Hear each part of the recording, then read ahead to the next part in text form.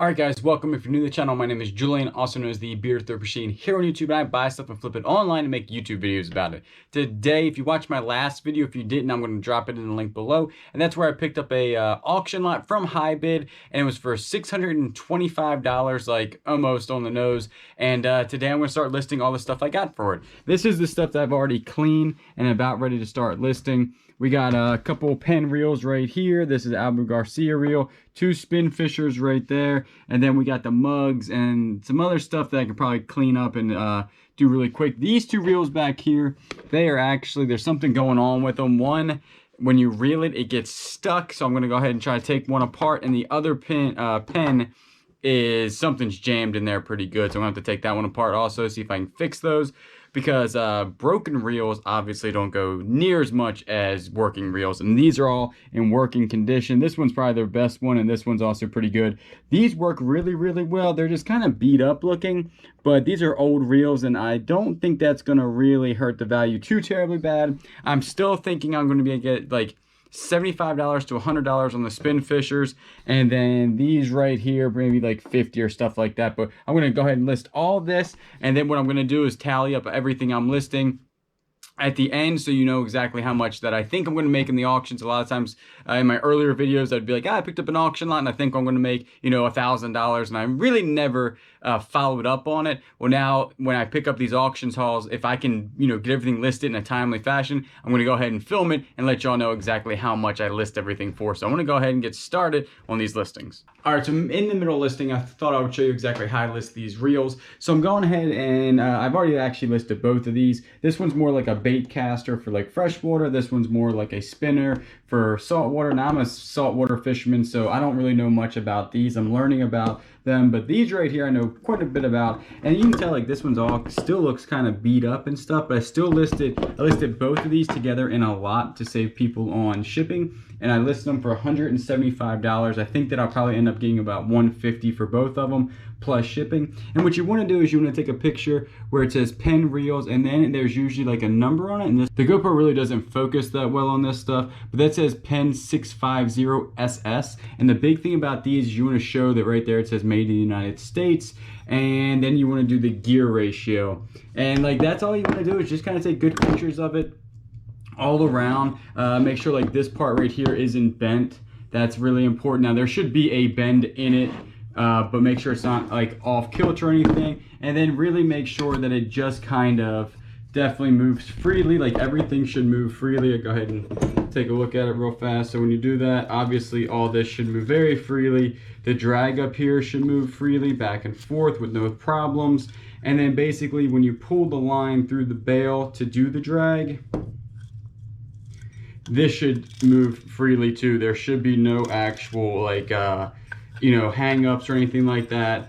And that's really about it. There will be usually a backlash button back here that makes this go back and forth, and then when you flip it over, it should not allow that to go back, the bail. So when you go like this, move the handle back, it'll stop it. When you flip the switch, it will then allow it to go back and forth. So make sure all that stuff works, but basically the main thing is that it goes very freely and doesn't hang up or anything. And then once you do that, that's really about it.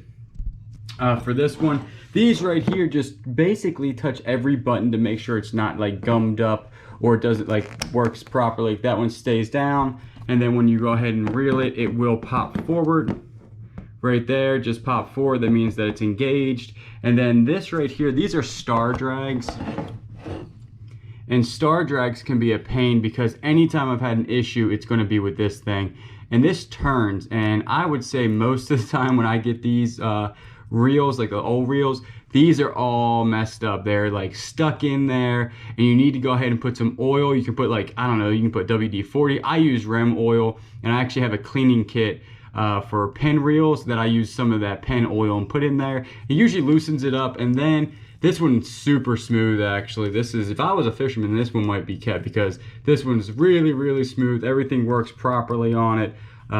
It's just a nice looking reel. So what you want to do here is the same basic thing. Is just take good pictures of the sides, you know, of this. The main thing on these is that this thing right here moves back and forth, and make sure that moves back and forth, because a lot of these will be messed up in there, and see how that's moving. And if that doesn't move, there's a big issue with the reel. And then I always take a picture for the inside of here to tell people that it's not corroded and messed up and nasty. But this reel is pretty good. I just listed this one for 75 bucks plus shipping. I think I'll probably end up getting about $60 for it. The person will probably take off, obviously, this line to put their own line on. I don't really do that with the line.